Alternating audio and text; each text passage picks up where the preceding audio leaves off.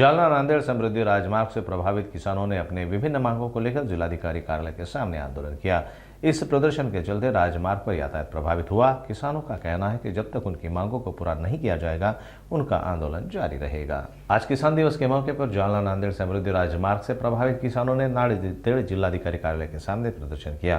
किसानों ने 22 जनवरी 2022 के सरकारी निर्णय के तहत फैक्टर 1 और रोड फेंसिंग भूमि पर 20% कटौती को निरस्त किया और मुख्य सड़क के दोनों और 50 फीट की सर्विस रोड बनाने और भूमि का वास्तविक बाजार मूल्य के आधार पर पुनर्मूल्यांकन करने जैसी मांगे रखी। साथ ही उन्होंने जैतापुर परियोजना के किसानों की तर्ज पर अतिरिक्त भूमि अनुदान की भी मांग की। तुम्ही शेतकरी समृद्धी महामार्गाला विरोध करणारे शेतकरी जे समृद्धी महामार्गात जे अधिकारी प्रशासन शासन जे चुकीच्या पद्धतीने रस्ता आणलाय त्याला विरोध करायलेत। रस्त्याला विरोध नाही पण रस्त्याला जो मावेजा द्यायला शेतकऱ्याला अन्यायकारक तो अतिशय चुकीचा आहे।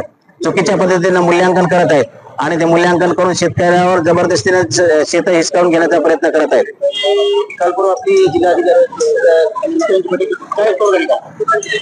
परवा आम्ही आंदोलनाचा इशारा दिला तर गुत्तेदाराला आमच्या शेतात पाऊल ठेवू देणार नाही म्हणल्यानंतर प्रशासनाने ठेकेदाराची काळजी घेण्यासाठी आम्हाला समजून सांगण्यासाठी त्या ठिकाणी मीटिंग बोलली होती। आमचे जे मुद्दे होते की बाबा बाजारभावाप्रमाणे मूल्यांकन फेर मूल्यांकन करा की त्याला कुठलीही अडचण नाही। हायकोर्टाचा निर्णय आहे, महसूल मंत्र्याचा आदेश आहे, उपमुख्यमंत्र्याचा आदेश आहे। या सर्व बाबी तुम्ही विचारात घेऊन त्यांच्या आदेशाप्रमाणे तुम्हाला फेर मूल्यांकन करा। बाजारभाव जे आहे त्या बाजारभावाप्रमाणे आम्हाला मावेजा द्या आणि तुम्ही रस्ता करा। एक तर रस्ता अतिशय चुकीच्या गावातून आणला गेला आहे की बागायती जमिनी ज्या शंकरराव चव्हाण साहेबांनी 3-4 धरणं आणून शेतकऱ्याला समृद्ध करण्याचा प्रयत्न केला तर या ठिकाणी शेतकरी समृद्ध न होता आज त्या रस्त्यामुळे बर्बाद होत आहेत। गावाच्या गाव या ठिकाणी बर्बाद होत आहेत। महानगरपालिकेला लागणारं गाव असून तिथं 5 कोटी 6 कोटी रुपये भाव आहे तर आम्हाला 4 लाख रुपये करून द्यालेत।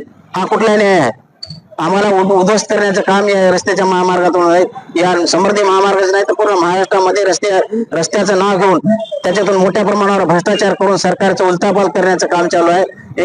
लाखो लोक करोडो रुपये मतदाराला वाटण्याचं काम चालू आहे। हे सगळं आमच्या शेतकऱ्याच्या जमिनीचाच पैसा आहे। गुत्तेदाराला जास्तीचा देऊन त्याच्यातून काढून घेण्याचे षडयंत्र आहे।